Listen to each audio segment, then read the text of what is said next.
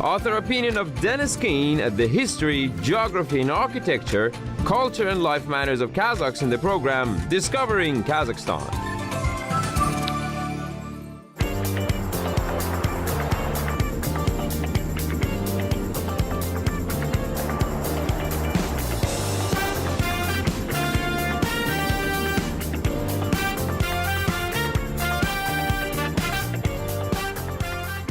Salam, привет, and hello. I'm Dennis Kin, and today on Discovering Kazakhstan, we will be discovering the eastern city of Usk-Kmen. Founded in the 18th century as the Russian fortification of Usk-Kmen-Gorsk, this is a city that attracts visitors with its historic architecture and compact walkable center. Come along as we see what kind of surprises it has in store.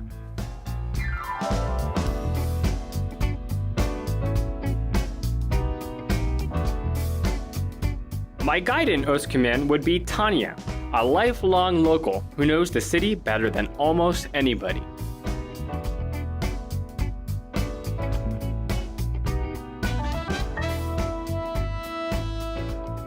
This is my second time in Usk-Kmen, and both times my friends have taken me straight to their most favorite part of town, a neighborhood called STRELKA. That's right, and the reason we call it STRELKA because it's a Russian word to arrow, and the reason is when you look at it from the map, you can see that it's the body of land that goes towards the river and it looks like arrow from the map. It's kind of a pointy little island that's just one little part of the city, but here you have the most beautiful view of Usk-Kmen's kind of most valued resource, which is its rivers. That's right. And we have the place where two rivers, it's a sacred place for many nations and for us as well, because two rivers, the river Ulba and the river Tish meet here. And in many cultures, including ours, there is a custom to make a wish when you are at this place, because it has a very powerful energy.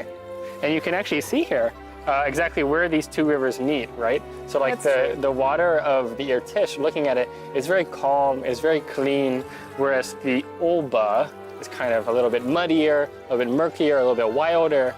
And there's almost a line running here that we can see. So you're saying if we come to this confluence and we make a wish, it'll come true? That's true, yeah, for sure. Okay. You should try. Okay. I know you're not supposed to give away what you wish for, but I wished for world peace. Nearby, in the same STRELKA neighborhood, is an iconic monument dedicated to just that, to peace and to those who've been lost in war.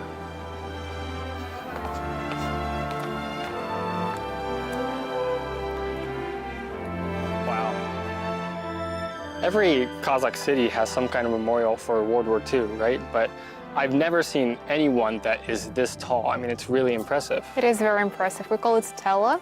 It was built in 1995, and it's very important to our citizens because most families had a chance to participate in the construction because they could donate even a little amount of money in building of this monument. And when we come here, we feel that pain, I think, that our grandparents, great-grandparents had to bear. And we can see the numbers, and this numbers show that about 91,000 people from our region, we lost them in the Great Patriotic War. That's really terrible. Yeah, I mean, it's really hard to process just you know, how traumatic of an event this would have been for this province. At the same time, you can understand that the people who survived and the family members would want to kind of honor those people who were lost. And so I guess that was the 50-year anniversary, right, in 1995? That's true, yeah. When they must have collected this money and built this monument. And you couldn't ask for a more impressive monument and a more kind of resolute standing monument that is going to pay respect to these people for many generations forward. Because at the end of the day, that's the message that people always say is like, we can't forget That's about for what sure, happened. and we should never forget, I agree. Yeah. What really makes an impact on you is looking around the monument. There are lists of the different provinces and, or that is kind of regions or counties and cities within Eastern Kazakhstan, and you'll see thousands of people from each place were lost. So no matter how small the village, the war had some kind of impact. And you know, that's why it's made an impact on this part of the city of Usk-Kmen.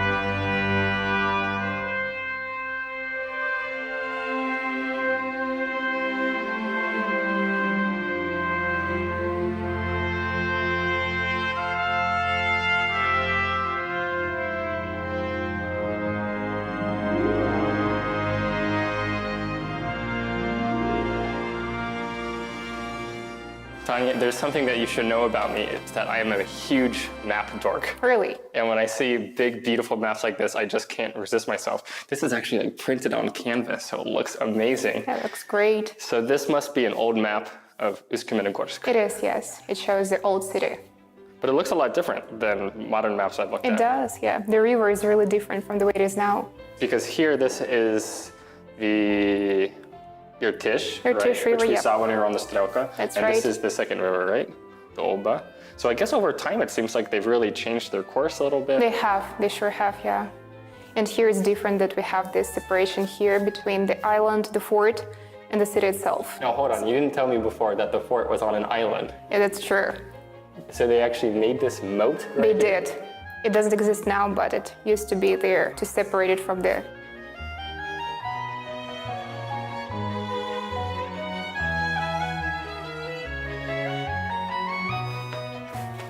Yeah, let's see what we have here. So here actually we have some photos of the center of our town. And here we can see some shops. And this is the very central part, the heart of our town.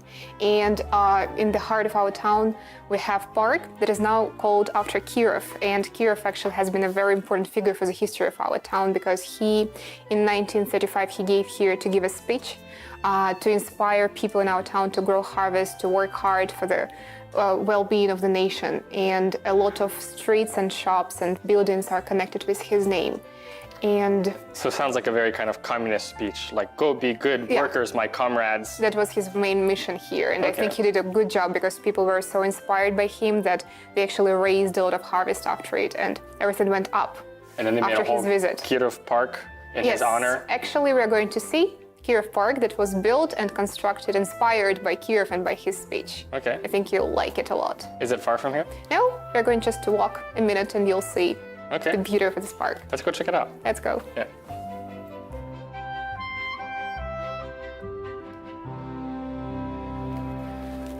So I can see the park starts right outside the museum. Yeah, that's true. It's full of our old friends, the balbals. That's right. I heard that you can see them everywhere in Kazakhstan. Is it true? Well, they used to be kind of scattered out on the steppe. So when you would drive out through the empty kind of landscape of Kazakhstan, you could run across a lot of these sculptures. And now they've mostly been moved to museums like this one so that people can see them and learn more about the ancient history of Kazakhstan. So these guys... What do they actually represent? Well, it was kind of a mystery at first because it depicts these kind of men with these mustaches, right? And a lot of them are holding these kind of mysterious cups, and they've got these swords. And as far as scientists have figured out so far, what these balbals are is they are kind of grave markers for ancient Turks. It's really exciting.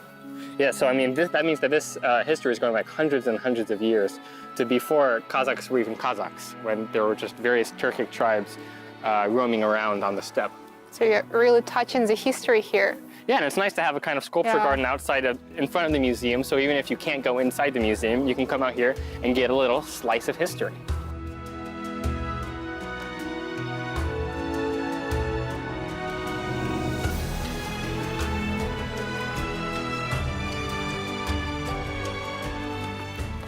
So I'm ready to make a declaration. This is the most beautiful park I've ever seen in Kazakhstan. Really? Yeah. Like hands down, this is the coolest park here. I know they do a lot of work to maintain it. Gardeners are really professionals. Whoever's the gardener here, I think, needs to get a prize. Yeah, we need to find him and say it to him, yes. We need to give him some flowers. Some flowers. Because I mean, this is really an amazing place. Everything is perfectly manicured and managed. I mean, even just looking at these flowers, every last petal on there is perfect. Yeah. Sometimes I've been through parks in different cities in Kazakhstan, and they could use a little bit of work, but you can see they're really trying hard. Everything is in its place. Like, there's nothing you could do to make this any more beautiful. Yeah, the chapel here, it was built as a tribute to the old cathedral that was right here in this place, but was destroyed. This place decided to be reconstructed as a park. But here still we have a chapel to remember that we once had the biggest cathedral in our area. And it was very significant for people who lived here. Yeah. And for some reason, there are many versions why, but they decided to destroy when there was a decision to reconstruct it. So it's a Russian Orthodox? It was a Russian Orthodox cathedral, yes. It had very big domes that could be seen from far away. So it was many people, they came here And I think to preserve this memory of this cathedral, they decided to build this chapel in its place. Yeah. So that people still come here and light some candles and remember the history of their town. So here you can see the picture of the cathedral, of Pokrovsky Cathedral that I told you about, that had been destroyed in 1936. And this is what it looked like. It was a huge one. It took a large area of this park. Yeah, it must have been beautiful. Yeah. And so they've built, in addition to the chapel, they've built this kind of canopy It's construction like a tribute for people to remember. This is awesome. And you can see some bells up there. Yeah.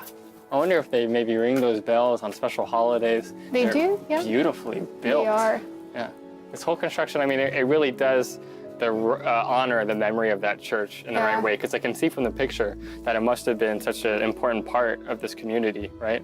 And now it's gone, but this is kind of here in its memory. We still have, And what I like is that you can just take a few steps and you can see that huge stone. And when this cathedral was blown up, for 2 more years they were trying to make use of the stones that are left from those buildings. And this stone is actually the part of the foundation of the basis of that cathedral. Oh, wow. And it's very interesting because one more stone and some stones of the church are in the construction of the building of our railway station. And another stone is the foundation of the oil refinery. So they recycled everything. Yeah, they use it. And I think it has a lot of energy. It bears a lot of energy because it once used to be the foundation of the biggest cathedral in the area. So that's crazy because I wouldn't have known that. Like if I was just walking through this park, I would have just thought that it's this was just some kind of stone, you know?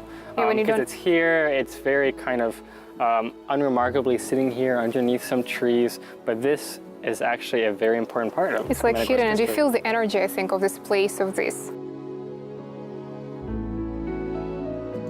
You know, Tanya, I mean, this is such a beautiful place to walk in this park. There's this classical music playing, there's these beautiful landscaped gardens around here. Tanya? Tanya! Hey, Dennis, I'm here! What the heck are you doing all the way over there? Come here!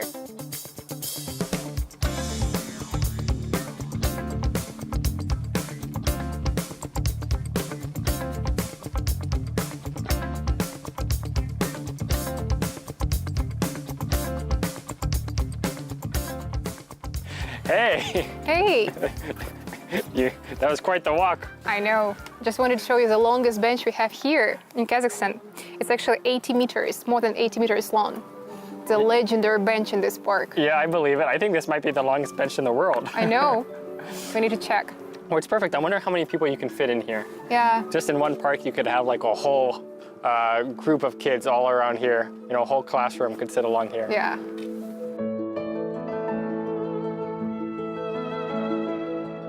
Remember we were at the museum and I told you about Kirov and how important he is for our town. Here we can see the monument that was raised in his honor. And it's really cool to see it here because when he came here first and gave his speech in order to motivate, to inspire our people, it was a milestone in our history because people really needed to hear that they are moving somewhere. And even his posture here, we can see raising his hand, how he really could motivate people to work hard to do the harvest. And the quote here itself is very interesting. So it's very difficult to translate it from Russian into English, but it's something that people needed to hear. And I think even now when people are at the moments of despair, they come here to look at him and to know that they're moving somewhere. That's why we still have it here.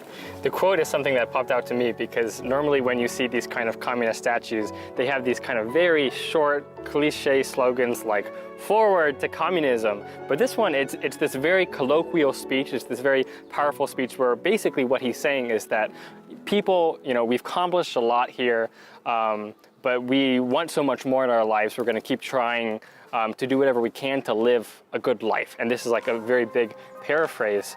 It's very hard to convey actually what he's saying, but it's clear that he had like very big rhetorical skills because you could see the way he's standing in the statue, and you can just imagine that there would be this crowd below him and everybody's cheering, hurrah, hurrah, and it must have made a big impact on people.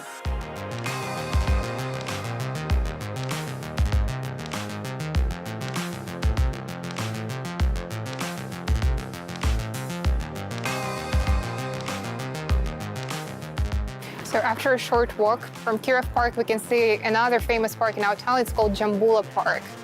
It's another famous place with citizens to come and rest and enjoy the nature and landscapes and flowers. So it's really a city of parks because we've only come like 2 blocks away from Kirov Park, and already you have another one. Yeah.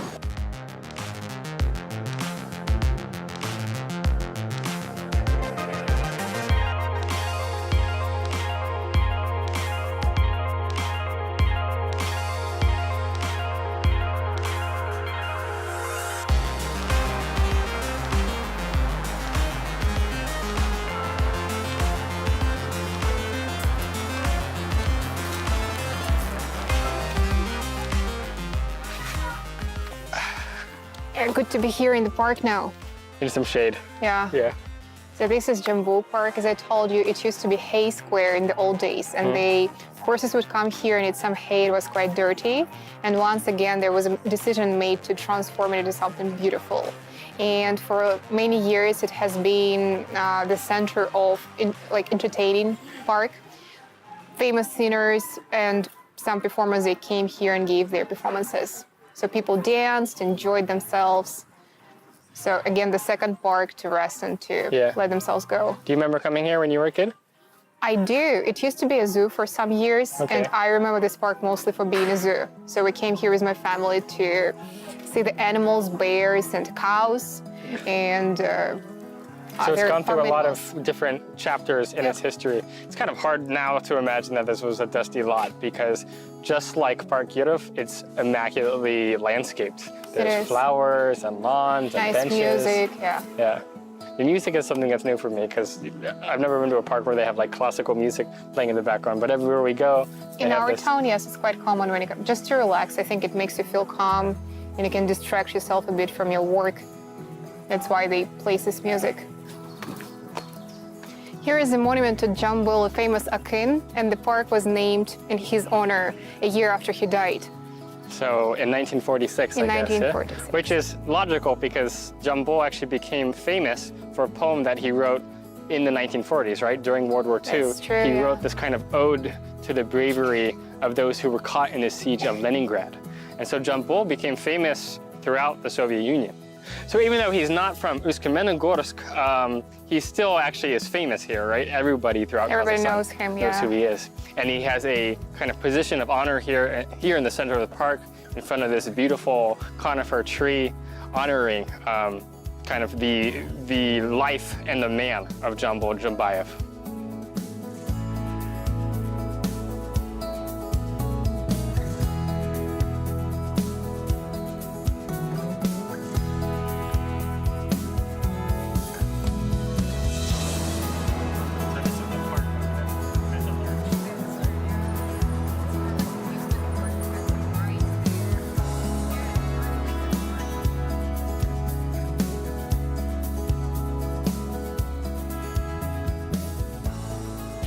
That's the building of the old church, and it has a lot to do with the history of our town because it's the first stone building in our town. And the whole complex of churches itself is very important because this is the place where Likharev and Peter I decided to set our town here, the first fortress in the area of these churches. And this was the only church in our town up until the 18th century when the second largest church was built in the area of the park, Kirov Park, which we visited. What year was this one built? This one was built in the end of the 18th century. Oh, wow. Yeah. It's really old. Before that, there were some mobile churches that were brought and taken away, but the first stone building was built in the end of 1881. If the exterior of the church gains its beauty from its minimalism with its simple stone form and brilliant white walls, the interior is stunning in its detail. Golden icons, candles, and religious objects cover every surface, hypnotizing you with their ornate appearance.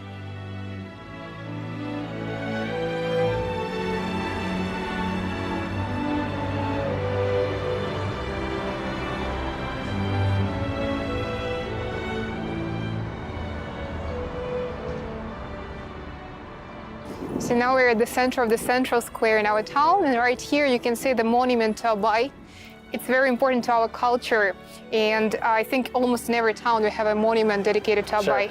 He was the greatest poet in our history, and it's very important for our region, especially because he was born in eastern Kazakhstan, so it has some connection with people here. Yeah, so this is kind of his homeland, right? Like this whole part of Kazakhstan is Abay's land, and he really is everywhere in Kazakhstan. It's true. There's Abay squares, Abay streets, Abay statues. He is kind of the domineering cultural figure of his time. Yeah. And so I see that along here to kind of enlighten the people with Abay's words. They put these small little pyramid monuments with various kind of aphorisms, we could say, some nuggets of wisdom. So we can walk along here and see what kind of advice Abay has for us.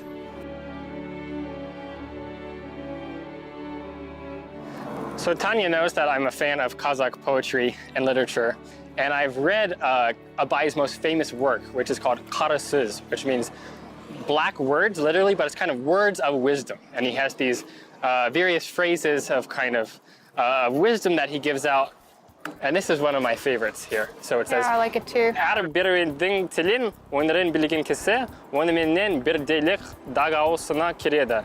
So what it basically means is that if you learn somebody's language and culture, that you kind of become part of that culture yourself. For sure, I can relate to it. Yeah. So you know, because I moved here, I kind of learned about Kazakh culture. I tried to learn the Kazakh language. I do kind of feel like men Kazakhpan, like I am Kazakh. Having explored the center of town with its churches, parks, and squares, we headed out to a part of Özkemen that many visitors never get to see. And we got there in retro style. Okay, then I'd like to take you to a really cool neighborhood. And this is a tram ride we're taking now. So have you heard about tram system? This is a very unique tram system that we have in Kazakhstan here. I've heard a lot about it. This is actually kind of legendary, is the Özkemen tram, because it's the only one in all of Kazakhstan. And before, a lot of Kazakh cities had these old trams, but city by city, they've died off. But here, it still alive, remains. yeah. And it's really popular, actually. It is, yes, you see, it's full. So Sunday evening, it's full of people going places. So we're going out to this special neighborhood that's near by the old metal factories. And so they have all these old buildings out there, and they have something called the Palace of Metallurgists. Yeah, we're going to see it just in a second. So somehow it's kind of appropriate. We're taking old-fashioned transportation to an old-fashioned neighborhood. Let's go.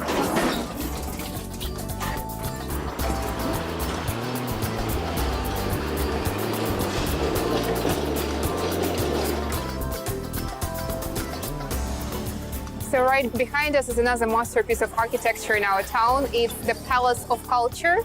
It was built in 1957, and it was on the order of one of the biggest companies in our town.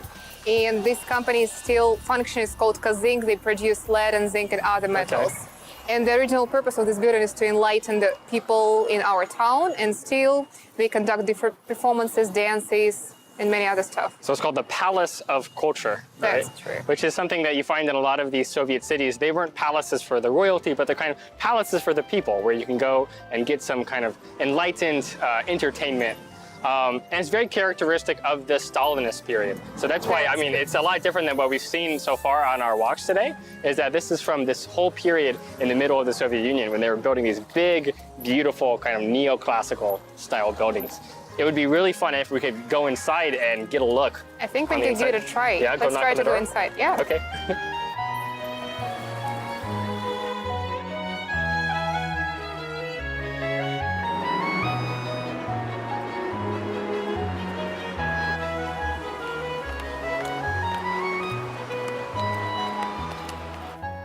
So finally we are inside the Palace of Metallurgy. I'm so excited to be here because I think the last time when I actually was here is when I was a kid, because I used to come to dance classes here.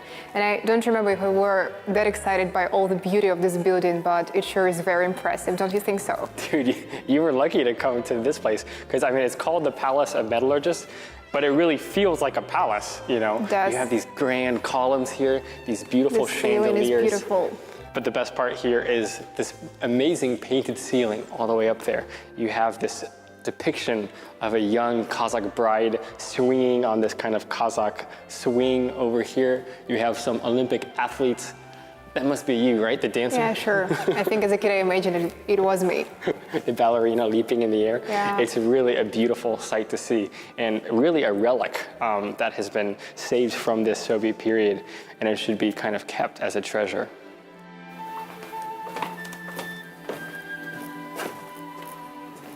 Tanya, this is amazing. It is. Look at the beautiful ceiling. It's actually, I think it's the first time I've been here. You've never actually been inside this hall before? I don't think so. I don't remember. This is so cool. So up at the top of the ceiling here, you have an original mural from the Stalinist period, which means in the middle, they're showing this Stalinist skyscraper from Moscow. And you have the original seal of the Soviet Union.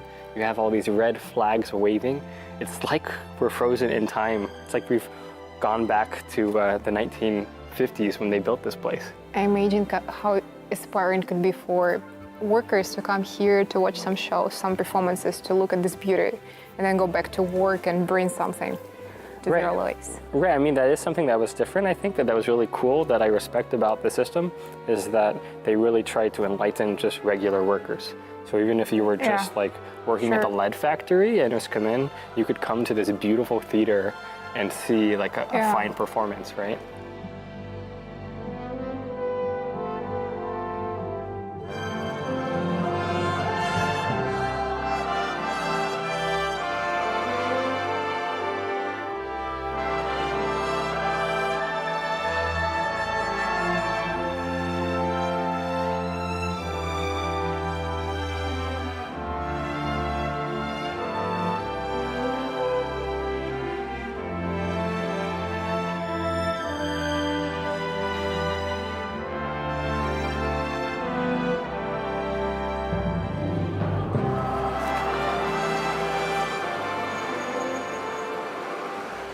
So we are here close to the Palace of Metallurgists, and the neighborhood around is full of very great architectural masterpieces that belong to Stalin period. Yeah, this place is amazing. I know. Because we've been walking around the center of the city all day, which has these buildings from the 19th century, and it's a totally different feel.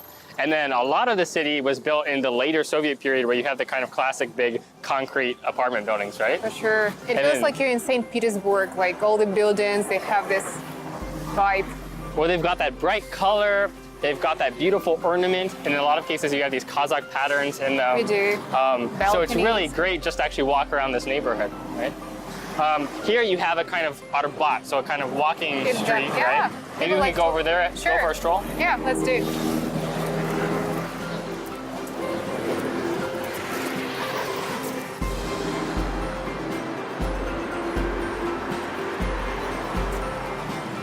You know, one thing I love about public spaces in Kazakhstan, kind of pedestrian streets like this, is that people use them. Like there's always people out here on the streets in the evenings. And so here, all along here, we have the signs of like the Eastern calendar. That's true, they were brought here all the way from the main square, when main square was reconstructed. And actually this is my sign, so monkey. I'm a monkey according to Eastern horoscope. And this is like a very ripped monkey. Look at that guy's muscles. Yeah. Looks scary. So along here we have each of these 12 animals. Can you guess what I am? So in the Chinese calendar, I'm not that sneaky. In the Chinese calendar, I'm a dragon. Okay. But this is the Kazakh calendar, which is actually a little bit different. So in the Kazakh calendar, I am a snail. Yeah. Look at him, he's so cute. It is. Yeah. So this like is me. you. That's me right there. So it's kind of a cool place to come and learn about the Kazakh calendar, Kazakh worldview, this whole way of life. And in the evenings, it's a wonderful place to stroll, kind of be with your friends.